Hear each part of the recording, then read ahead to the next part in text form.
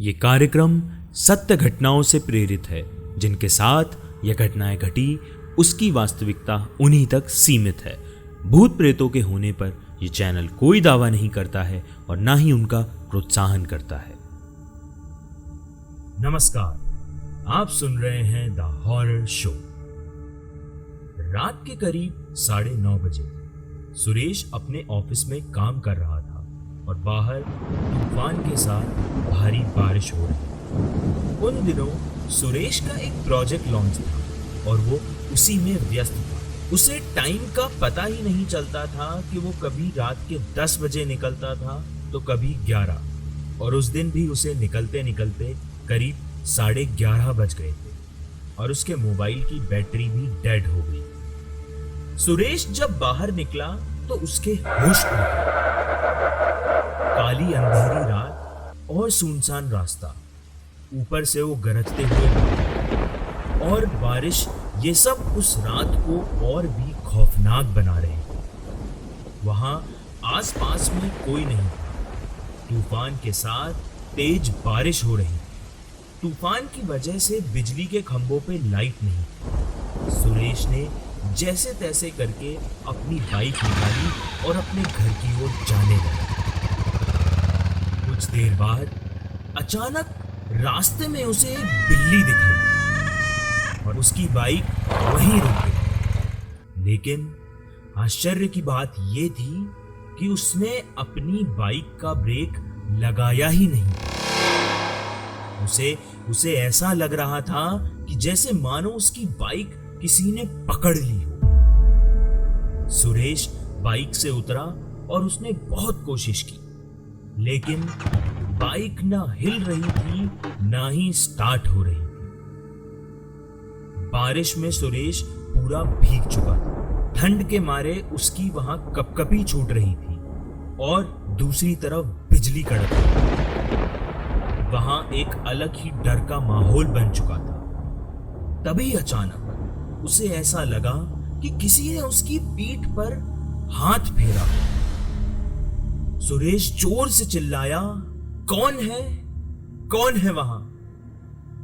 उसने पीछे मुड़कर देखा तो कोई नहीं। उसने सोचा कि शायद उसका वहम होगा। सुरेश बहुत डर गया था और फिर वहां लाइट लपझप करने की आवाज आने लगी। उसने पास में देखा तो वहां ना कोई बिजली का खंभा था ना ही कोई और लाइट। फिर उसकी नजर अपनी बाइक की हेडलाइट पे पड़ी और उसने देखा कि वो लपझप की आवाज उसकी बाइक की हेडलाइट से आ रही थी। वो लाइट कभी जल रही थी तो कभी बंद हो रही थी। ऐसा कुछ देर तक चलता रहा और फिर हेडलाइट बंद हो गई। सुरेश को कुछ समझ नहीं आ रहा था कि ये सब क्या हो रहा है। जैसे तैसे उसने अपना होश संभाला और मोबाइल फोन ऑन करने की कोशिश करने लगा। वो फोन ऑन कर पाता उससे पहले ही उसे पेड़ से लटकता हुआ एक सफेद छाता दिखाई दिया। सुरेश ने डर के मारे अपनी आंखें बंद कर ली, लेकिन वो अपनी आंखों को ज्यादा देर तक बंद नहीं कर पाया और जब उसने अपनी आंखें खोली तो उसके पैरों तले जमीन खिसक गई। उसकी नजरों के सामने एक औरत खड़ी थी। उसने सफेद रंग की साड़ी पहनी हुई थी और वो डरावनी नजरों से सुरेश को देख रही थी। फिर उस औरत ने छाता जमीन पर फेंक दिया और फिर से बारिश की बूंदें गिरना शुरू हो गई। और फिर तभी जैसे ही पानी की बूंद चुड़ैल की साड़ी पर गिरी, उसकी साड़ी का रंग सफेद से लाल हो गया और वो बिल्कुल चुड़ैल का भेष बदलकर दुल्हन की तरह दिखने लगा। सुरेश बौखला गया था कि उसका सर घूमने लगा था। सुरेश घबरा के वापस अपनी बाइक को स्टार्ट करने लगा और बाइक चालू हो गई। जैसे ही सुरेश वहां से निकल कुछ दूर पहुंचा, वो औरत अचानक उसके सामने आ गई और सुरेश अपना बैलेंस खो बैठा और पेड़ से जा टकरा। पेड़ से टकराते ही तुरंत उसकी मौत हो गई। अगली सुबह जब पुलिस वहां पहुंची तो उन्होंने देखा कि एक तरफ सुरेश की बाइक पड़ी है और वहीं पेड़ के किनारे सुरेश की लाश पड़ी। पुलिस ने जांच पड़ताल शुरू करी और उनकी जांच पड़ताल में यह सामने आया कि सुरेश की मौत बाइक स्लिप होने की वजह से हुई है और पुलिस ने सुरेश की डेड बॉडी उसके घर वालों को दी। आप सोच रहे होंगे कि यह कहानी शुरू होने से पहले ही खत्म हो गई। वो औरत कौन थी और सुरेश से आखिर उसका क्या लेना देना था? आखिर उसने सुरेश को मौत के घाट क्यों उतारा? आपको सारे सवालों के जवाब कहानी के अंत में जरूर मिलेंगे। सुरेश की मौत के कुछ दिन बाद फिर एक दिन ऐसा ही तूफान आया। सुरेश के दो खास दोस्त थे, रमेश और परेश। वो दोनों सुरेश के साथ ही काम करते थे। एक दिन रात के करीब 2 बजे थे। रमेश अपने कमरे में सो रहा था, तभी उसे बिजली कड़कने की आवाज सुनी और वो चौंक के उठ गया। वो आवाज इतनी तेज थी कि मानो रमेश के कमरे की दीवारें हिल गई। रमेश ने उठ के पानी पिया और वो फिर से सोने की कोशिश करने लगा। तभी अचानक उसको ऐसा लगा कि जैसे किसी ने उसको एक थप्पड़ मारा हो और उस थप्पड़ की आवाज उसके कानों में गूंज रही थी। रमेश नींद से जाग उठा था और आसपास देखने लगा, लेकिन वहां कोई नहीं था।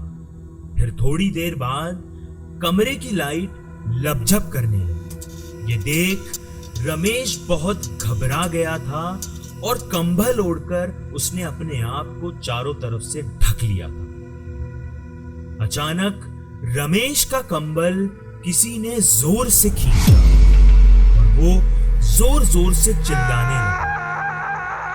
उसके चिल्लाने के कुछ देर बाद वहां एकदम से शांति हो गई। फिर अचानक रमेश के कमरे की खिड़कियां जोर जोर से कड़कने लगी और कुछ ही देर में उसकी खिड़कियों के कांच टूटकर वहीं जमीन पर बिखर गए। और फिर वहां जो हुआ वो देख किसी की भी रूह कांप उठेगी। उस खिड़की से कोई और नहीं, वही औरत जो सुरेश को रास्ते में मिली, जिसने सुरेश को मौत के घाट उतारा था, वही उस खिड़की से अंदर आई और उसका धड़ हवा में झूल रहा था और वहां चारों तरफ सिर्फ और सिर्फ उसकी हंसी गूंज रही थी। उसने रमेश को अपनी ओर खींचा और रस्सी से गला बांध पंखे से लटका दिया। कुछ ही पलों में रमेश की रूह ने उसके शरीर को त्याग दिया। उसे तो यह सोचने तक का मौका नहीं मिला कि आखिर ये सब क्यों हुआ और कैसे हुआ। आखिर उसने ऐसा क्या किया था कि उसे ऐसी मौत मिली। वो औरत सुरेश के बाद आखिर रमेश के पीछे क्यों आई? अगले दिन सुबह जब रमेश का दोस्त परेश उसको बुलाने आया, तब उसने देखा कि कमरे में पंखे से रमेश की लाश लटकी और वो ये दृश्य देख खुद को संभाल ना पाया और वहीं बेहोश हो गया। वहां असल में क्या हुआ था, ये राज रमेश के साथ ही ऊपर चला गया और लोगों को लगा कि रमेश ने आत्महत्या की है। कुछ दिन बीत गए थे, लेकिन परेश के मन में अभी भी कुछ अलग ही हलचल चल रही। उसे यह डर था कि उसके दोनों दोस्त सुरेश और रमेश हाल ही में मरे हैं और ये किसी को नहीं पता कि वो कोई साजिश थी या फिर वो किसी हादसे का शिकार बने। उसे लग रहा था कि अब कहीं अगला नंबर उसका ही ना हो। इसी डर की वजह से परेश ने अपने ऑफिस जाना बंद कर दिया और खुद को सबसे दूर कर अकेला रहने लगा। कुछ दिनों तक ऐसा ही चला और फिर उसे यकीन हुआ कि अब सब कुछ ठीक है।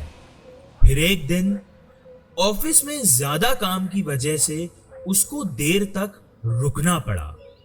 उस रात फिर वैसा ही तूफान आया और भारी बारिश होने लगी। क्या ये बारिश एक और मौत का संदेश थी या फिर कोई इत्तेफाक? परेश इस बात से अनजान था कि जिस दिन उसके दोनों दोस्तों की मौत हुई थी उस दिन भी कुछ ऐसा ही तूफान और बारिश आई। परेश मौसम को नजरअंदाज कर अपनी कार में बैठ घर के लिए रवाना हो गया। सड़क पे पानी भरा हुआ था और उसी वजह से परेश की गाड़ी एक बड़े खड्डे में टकराई और कार का एक पहिया खड्डे में ही अटक गया। परेश कार से नीचे उतरा और उसने बहुत कोशिश की, लेकिन पहिया खड्डे से नहीं निकला। परेश कोशिश ही कर रहा था कि वहां अचानक एक आवाज आई। Hello, excuse me, do you need any help? Paresh की सांसें एक पल के लिए वहीं थम गई थी, क्योंकि वो आवाज इतनी नशीली थी और उतनी ही डरावनी थी। परेश ने पीछे मुड़ के देखा तो वहां कोई और नहीं, वही लाल साड़ी पहने वो औरत खड़ी थी। परेश सोच में पड़ गया था कि इतनी रात गए यहां ये औरत अकेली क्या कर रही है। उसने झिझकते हुए कहा, मैं बहुत देर से कोशिश कर रहा हूं लेकिन ये नहीं निकल रहा है, क्या आप मेरी मदद करेंगे? उस औरत ने कार को पीछे से सिर्फ जरा सा धक्का मारा और कार का पहिया खड्डे से निकल गया। परेश हैरान हो गया था कि उसने उस औरत को शुक्रिया किया और पूछने लगा कि आप इतनी रात में अकेली कहां जाएंगी? चलिए मैं आपको आगे तक छोड़ देता हूं। पहले तो उस औरत ने मना किया, लेकिन फिर बोली, यहाँ से थोड़ी दूर एक तालाब वाली गली आती है, आप मुझे वहीं छोड़ देना, मेरा घर वहीं पास ही है। परेश ने उसे अपनी कार में बिठाया और आगे बढ़ा। परेश को थोड़ा डर भी लग रहा था और उसके मन में कई सारे सवाल चल रहे थे। थोड़ी देर बाद पीछे से आवाज आई, बस यहीं रोक दीजिए, मेरा घर यहीं पास ही है। परेश ने कार रोक दी और उनको उतरने के लिए कहा।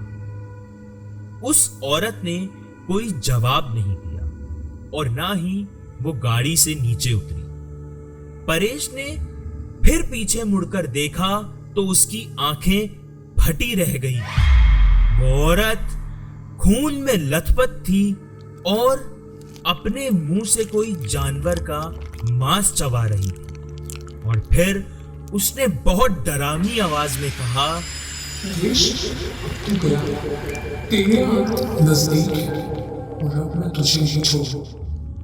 परेश सकपका गया था और उसके होश उड़ चुके थे। उस औरत ने परेश को जोर से धक्का दिया और वो कार का शीशा तोड़ सड़क पे जा गिर पड़ा। परेश उससे रहम की भीख मांगने लगा, लेकिन उसने उसकी एक ना सुनी, क्योंकि वो औरत तो परेश के खून की प्यासी थी। वो औरत बोली, तुझे आज कोई नहीं बचा पाया। तेरे दोनों दोस्तों को मौत के घाट मैंने ही उतारा था और आज तुझे मार के मैं अपना बदला पूरा करूंगी। याद कर वो रात 2 महीने पहले, जिस रात तुम दोस्त शराब के नशे में धुत मेरी होने वाली पति की बारात में जबरन घुस गए थे। याद आया कुछ या और भी सुनना चाहता है? परेश को समझ आ गया था कि आखिर ये औरत कौन है और इन्हें क्यों मारना चाहती है। परेश जब तक कुछ बोलता उस चुड़ैल ने उसे हवा में लटकाया और उसके शरीर की सारी हड्डियां चटका दी और उसे जमीन पे गिरा दिया। वहीं परेश की मौत हो गई और उसकी मौत के साथ ही चुड़ैल अचानक वहां से गायब हो गई। दूसरे दिन परेश की लाश भी पुलिस को मिली और उन्होंने उसे भी एक्सीडेंट समझ फाइल क्लोज कर दी। सुरेश, रमेश और परेश के साथ असल में क्या हुआ था ये उन तीनों के अलावा कोई नहीं जानता था। लेकिन आप जरूर ये जानने को विचलित हो रहे हैं कि आखिर उन तीनों ने किया क्या था।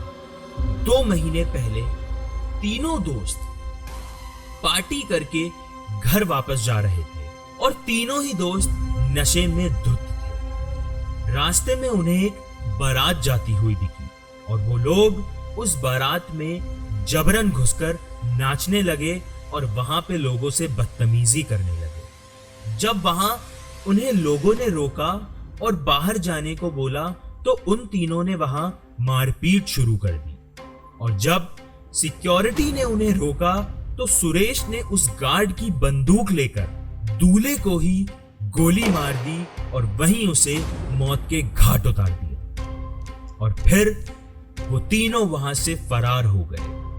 और जब ये बात दुल्हन और उसके परिवार को पता चली तो उसके पूरे परिवार ने शादी के मंडप में ही जहर खा के आत्महत्या कर ली। और जब से ही राखी की आत्मा बदले की आग में यहां वहां भटक रही थी और उसने मौका मिलते ही इन तीनों को मौत के घाट उतार दिया। कई बार लोग जाने अनजाने में या फिर शराब के नशे में बहुत कुछ गलत कर देते हैं।